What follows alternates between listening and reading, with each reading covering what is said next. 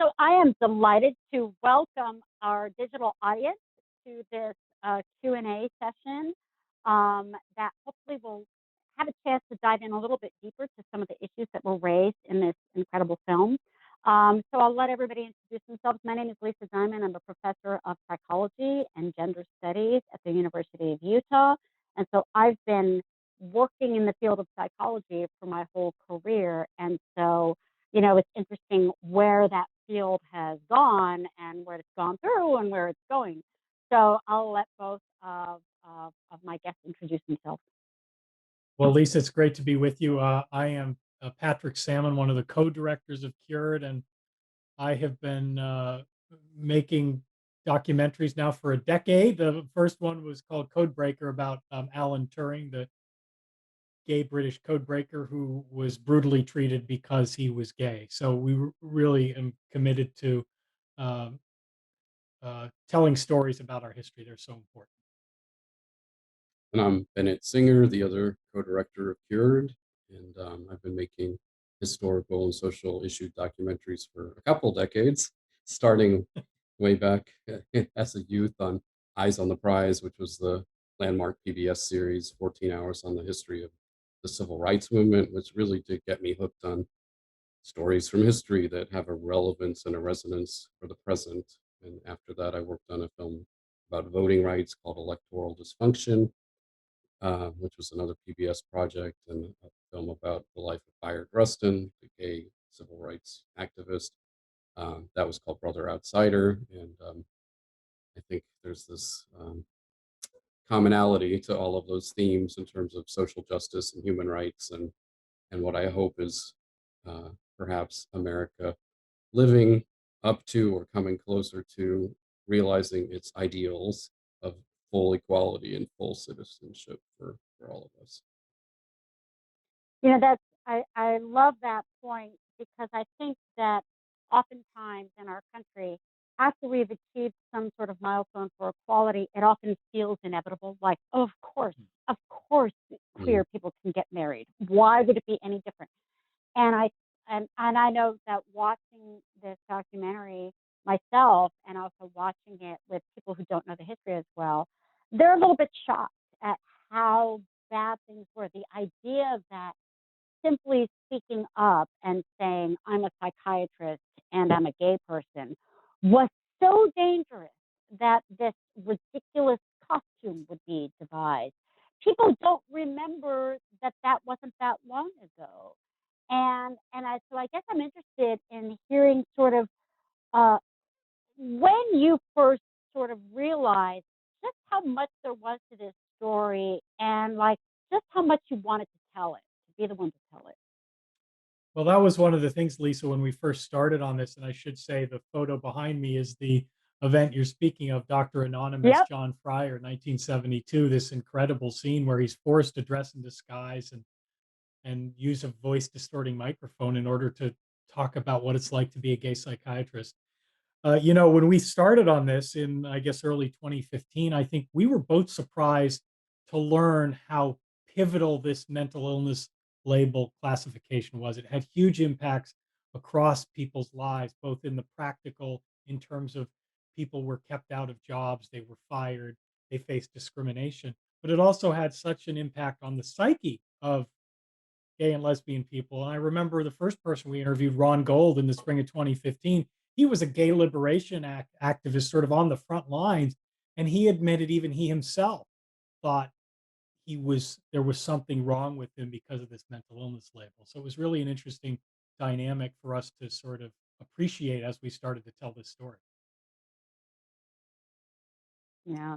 One of the interesting things I think about the mental illness label is that, you know, it, it really highlights the fact that you can consciously know that there's nothing wrong with you. But when you are hearing every day that there is, it's hard for you to keep that message out. And that, that's one of the reasons that cultural change is so important because you can imagine some people saying, well, if you know you're fine, then why do you care? Why do you care if it's in the DSM? Why does that even matter? If you feel good about yourself, you shouldn't care. But, the DSM is a cultural product And it's impossible to live in this world and not be aware if the major psychiatric organization is telling you that, like, you can't just tune that out. And I think that's also relevant to, the current debates about gender identity. That, there are a lot of folks who are like, well, according to the DSM, I have gender dysphoria, and that's a disorder. And you might be like, yeah, but it's okay. It doesn't matter what the DSM says. It does matter what the DSM says. These are relevant debates. And I think that example, that even someone who's an activist could still feel the effect of that labeling, just shows that, that the power of cultural meaning systems, and that it's not enough to just be like, I'm personally going to feel better about this. When the cultural meaning system is there with a like a hammer, um, that's powerful, and it takes a lot of guts to actually be the one to say this has to be taken down. Absolutely, and that's such a fascinating and relevant example and a legacy of the early fight to remove homosexuality from the DSM, to look at how transgender people were and are classified within the DSM world. My sense is there was, earlier this uh, classification specifically called gender identity disorder, which, as its Mm, phrasing and terminology indicates, was pathologizing.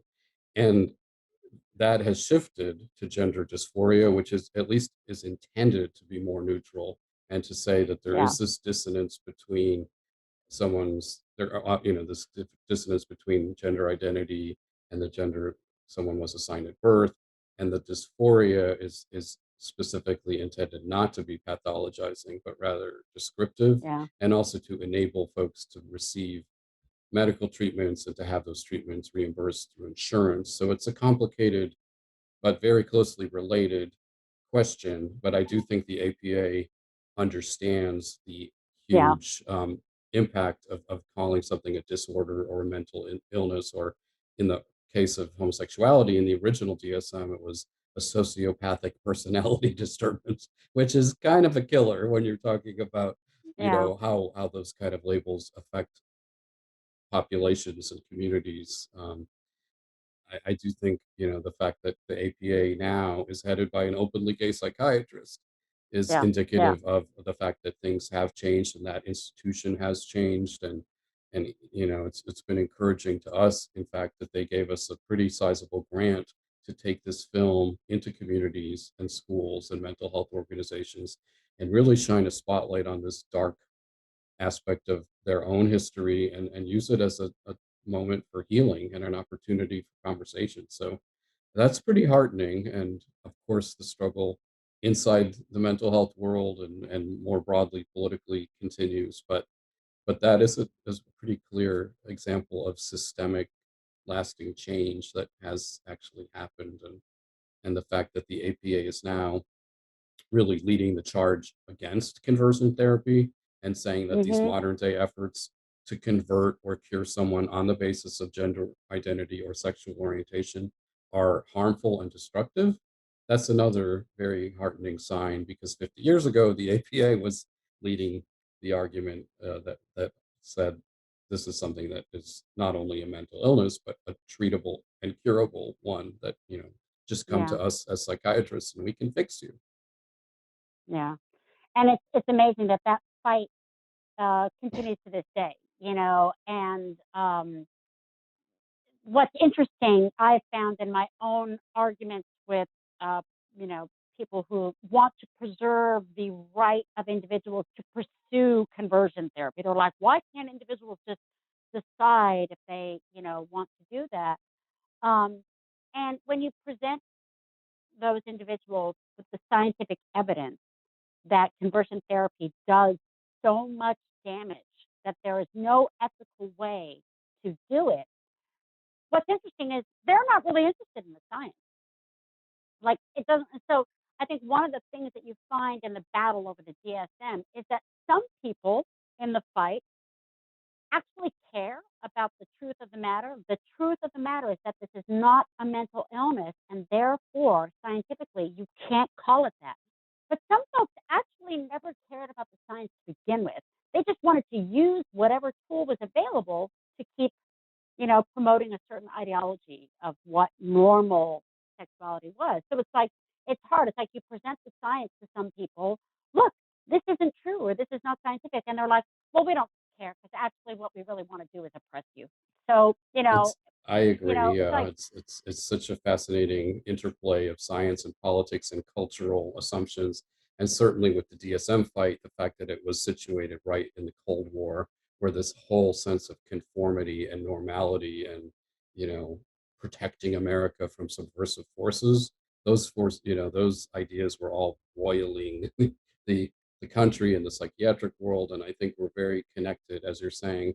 There was a scientific argument at the heart of this, but a lot of folks were not focusing on that or just brushed it aside and said, we need to preserve this country from these demonic subversive forces of homosexuals and other deviants who are destructive. And let's focus on that and not really worrying about like Kinsey and Evelyn Hooker and other scientists whose yeah. studies were actually grounded in the precepts of sound science and really prejudice and bias and bigotry in some cases were overpowering the voices of scientists. And I think that's one of the things that makes Evelyn Hooker's work so powerful, is this idea that, like, okay, if I can get you as a psychiatrist to admit to yourself that you made a judgment as to whether this person was homosexual or not, and you couldn't do it. Like, you're using the tools of your science. And I'm going to say, okay, all right, determine who's gay and who's not. And so basically turning the tables on the institution of psychiatry, saying, go ahead, use your best tools. And I will prove to you, using your own subjective experience, that this is flawed. And that was a really, I think, powerful kind of strategy. I totally agree. And I would also add that at the beginning of her research, because she was a good scientist, she didn't know like what the outcome would be. And it might well have been that, oh, this sample of gay men has a whole different mental health profile than these straight men, and there is some discrepancy. Like she went into it with an open mind, and I think the results were very vindicating and liberating and positive. But it's important to point out that she was approaching it as a scientific question, and then she hoped that the data she found would really be persuasive. It took quite a while for Evelyn Hooker's research to be recognized for what it was. Again, partly I think because she was a woman and she was a psychologist, and I think we may have lost Patrick, but Yeah. Well, he will hopefully we'll get him back. undoubtedly be I mean, back. the other thing that I think relates to the same issue is, one of the major areas of psychological research in the past, 10, 15 years has been this notion of minority stress, and the fact that living as a member of a marginalized group, as a queer person, as a gender diverse person, exposes you to stigma every single day of your life that can take a toll on your self concept, on your self esteem, on your levels of depression and anxiety. And so, that we're in this sort of weird space now where actually a lot of studies have come out saying actually queer people are more depressed. They are more anxious. But it's not because they're inherently flawed. It's because you, society, have been doing this to us. And so, it's like we're not trying to argue we are identical to straight people, because we are not. We're trying to argue to the extent that we're different, it's not because we're inherently flawed, it's because you people are driving us crazy, right? But even that argument might have been too dangerous to make back when we were trying to get it taken out of the DSM, right? We might not have been ready for that particular argument. Like, yeah, we are a little different, but it's not our fault. Like, we were just in the space of being like, we are not monsters. Like, first let's get that cleared up. Then we can handle the nuances. But at that point, just saying we are not monsters was an achievement.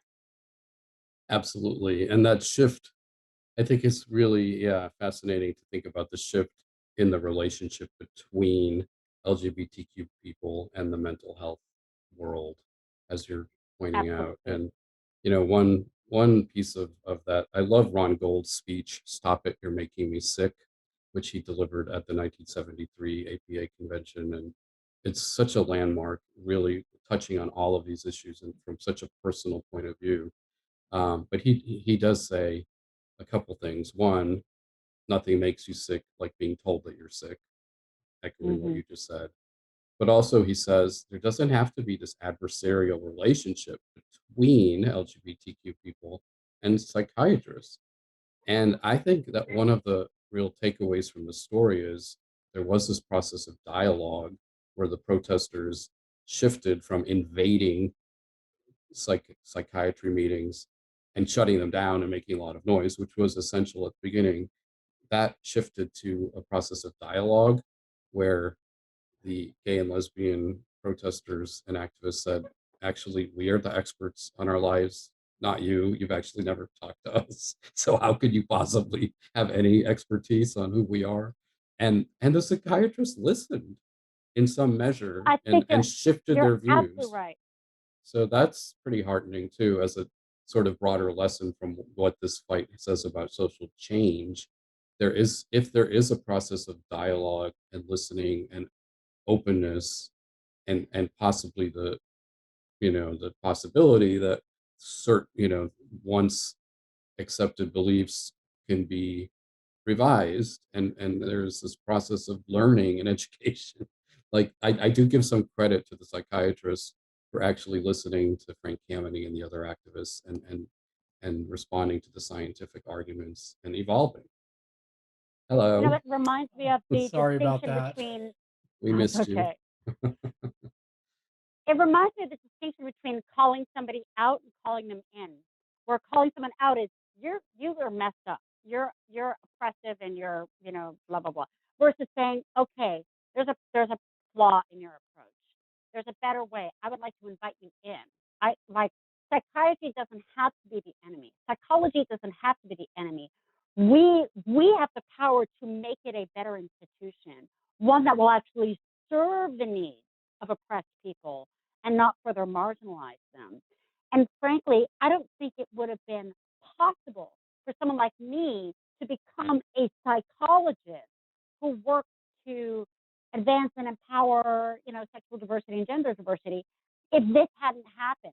That pathway to be a queer person and someone who's working from the inside to keep the institution up to date, that would not have been possible without this change, without this moment that you have so powerfully documented. My career is not possible without this moment. Absolutely. I don't know if Patrick wants to chime in, but yes, we were just talking about that evolution, Patrick, between, from invading and attacking and making a lot of noise to dialogue. And I think Lisa's very, astute in pointing out that that that revolution opened up the world of mental health, and improved it by in large measure inviting LGBTQ practitioners to feel uh, welcome within that world. And it's such a part of the film. Actually, you see Charles Silverstein and Don Kilhefner and Richard Green.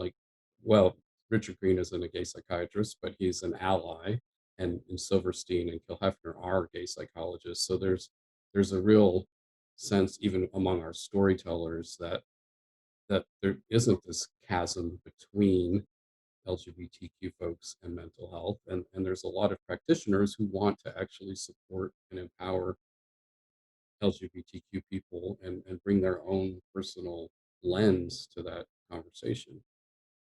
Yeah, And when the DSM underwent its revisions for the whole gender identity disorder of childhood thing, when they went through that whole debate, something like, 10 years ago, they had working groups that were filled with queer and trans and non-binary people who were able to join that discussion and say, hey, let me tell you what it's actually like on the other side of this.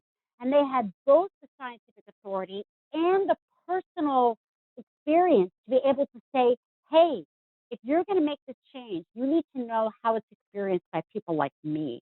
And that process of actually not having a little committee make the wording changes, but having a scientific community filled with diverse people have that conversation. That's the legacy of what happened and what you've documented. That's the kind of current thing that could not have happened before. And that's what's so powerful to observe. Well, and that's such an important point because the way the activists back in this fight in the early 70s is they wanted the press to be included in the conversation. And that was what they were so frustrated about, is that not only was this classification there, but they weren't even part of the dialogue and the conversation. And that was, of course, so much about what their activism really forced. And it brought about that, they weren't invited to the party, but they got themselves in the door. Hmm. And now they are very much like leading the charge. And the fact that the APA is able to make strong statements against conversion therapy, and actually, when the APA makes a statement like that, this is harmful, it's hurting children, it's promoting things that could lead to suicidality, the APA has credibility. And when they can make that statement, people listen. So the change that they made to eliminate the diagnosis back then was actually critical to them having any credibility moving forward into the future that now we can use for good and not evil. I totally agree. Yeah, it is such a, when you look at the the sweep of the overall progression, it was not at all inevitable, but it certainly Hmm. has opened up a whole world of possibilities, and I think made this country and even globally has had ripples and repercussions for mental health practices and for people's psyche. As Patrick said at the beginning, this is not only about words in a manual, but it's about how we think of ourselves and how Hmm. we interact with social institutions, and so it's quite profound. What was the most exciting piece of footage that you found that you were like, oh my God, I can't wait to put this in the film? Well, that's a good question. The Bennett likes to joke that when we started pitching this film, we were telling people we want to make a documentary about meetings and conferences, which isn't exactly what we're Riveting. thinking. Oh, let's make a series. Yeah. And they're like, So, there are costumes. There are costumes yeah, and I masks. know. Well, that, Better yes. than most. Yeah, and so we weren't really sure what we'd find, but our archival producers, Murdu Chandra and Luann Jones, did a great job scouring the globe and figuring out the different visual elements because we really didn't know what was out there when we started this.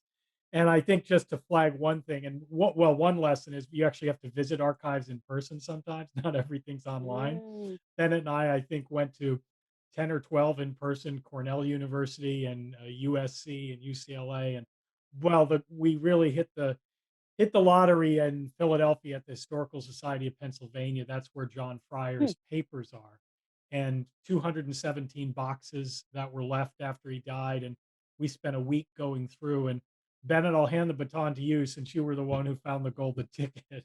The golden ticket. Well, on the inventory, there was this reference to miscellaneous audio.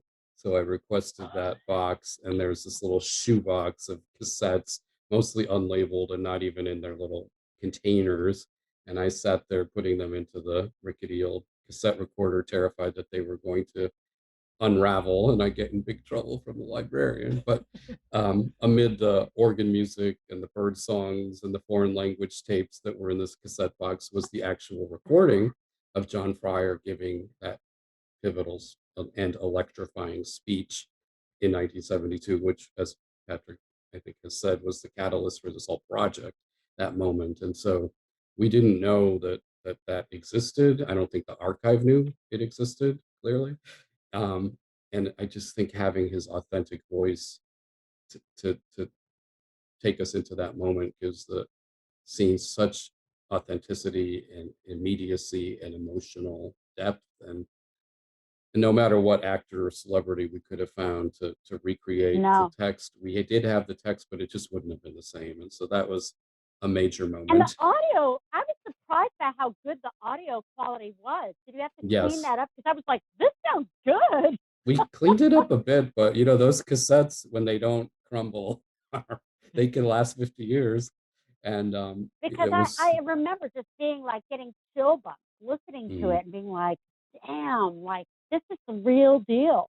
yeah. And then the diary entry from the next day when Dr. Fryer is on his Allegheny Airlines flight flying back to Philadelphia. And it's so moving where he says, I am still alive. And for the first time in my life, um, I have become part of a force that is akin to my humanity. Mm, Like he mm. has joined this community and identified with the community, as I'm paraphrasing, but that's the idea that he really had a turning point through that moment. And I think he was undoubtedly scared, and because the idea of a gay psychiatrist was anathema to the psychiatric world, and he could certainly have gotten fired or lost his medical license. But I think he was also liberated that, despite the risks, he had really taken a stand and made a real difference in this movement. So it's You quite know a what I moment. love about that? What I love about that point is that one of the things I think you get from watching the documentary is that different people were playing different roles in this fight. Some of them didn't have the safety and privilege to be as out and as open. They could work more behind the scenes. And then some people could. And that there's no one right way to be an activist. And especially in this time when really you face so much danger for some of these individuals.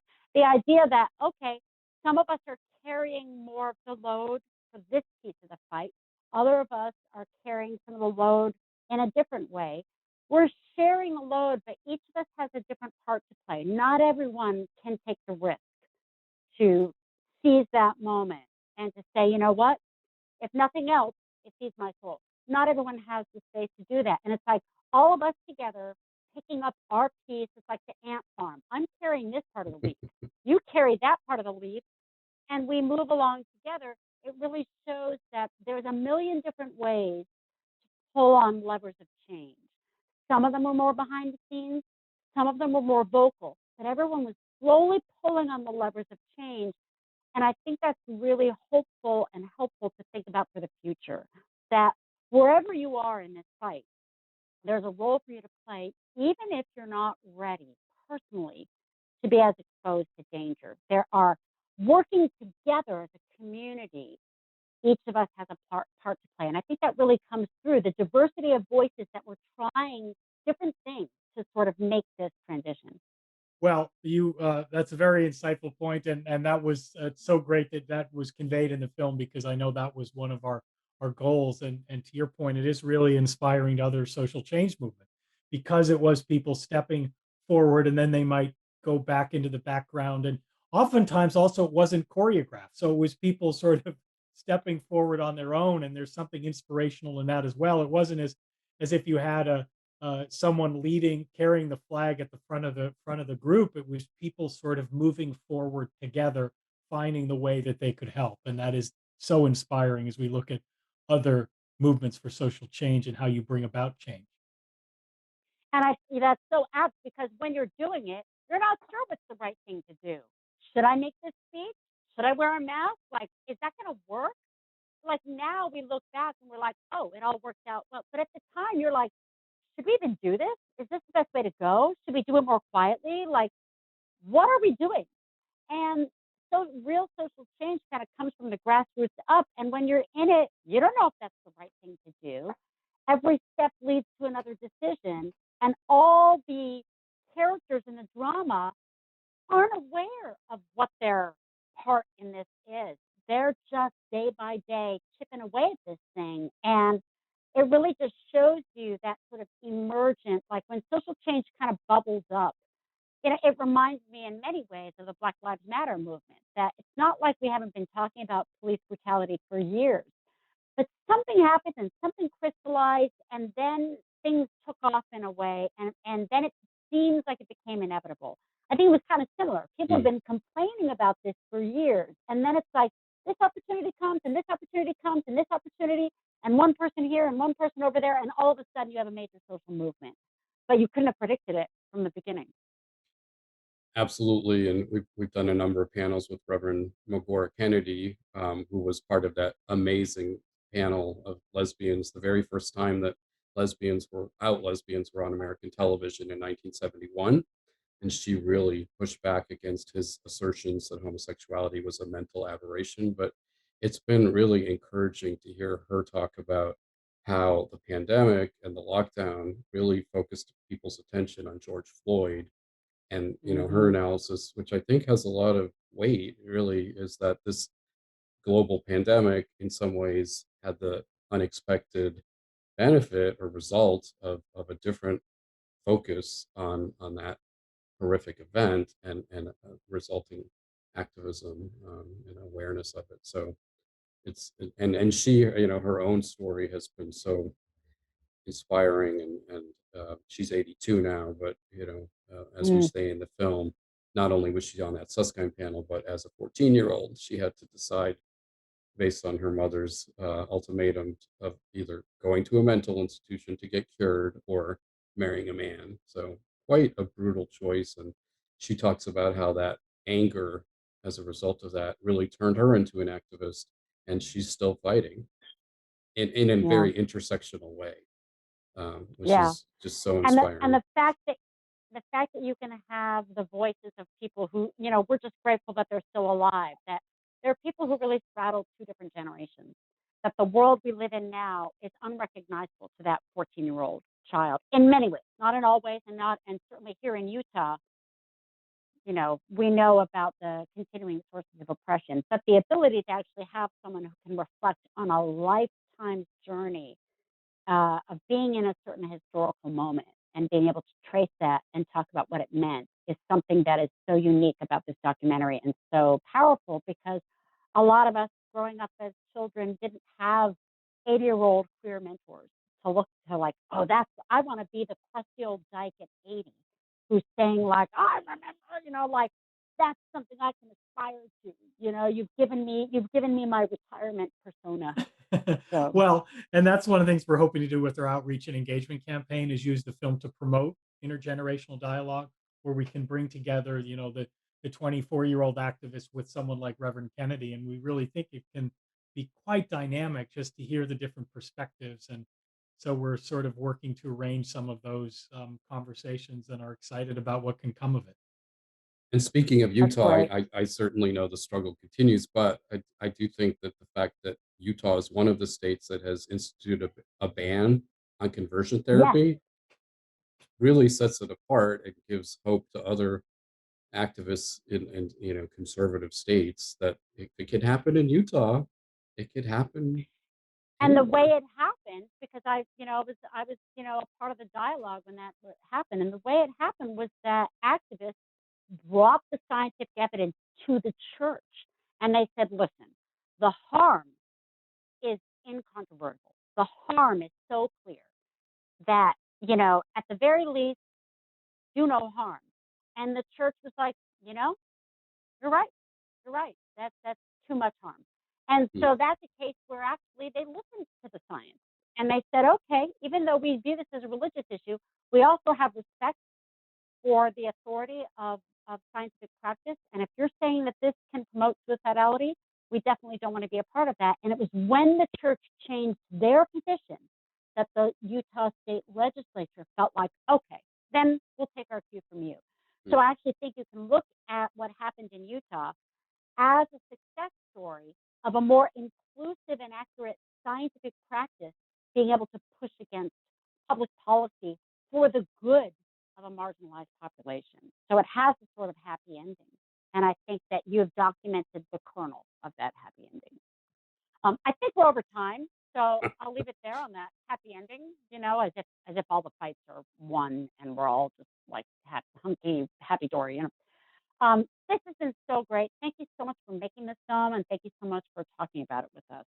It's been a Thank you delight. for Thanks a lot. engaging so rigorously and yeah, passionately. It was a pleasure to chat with you. All right. Thanks so much, everyone. So I figured that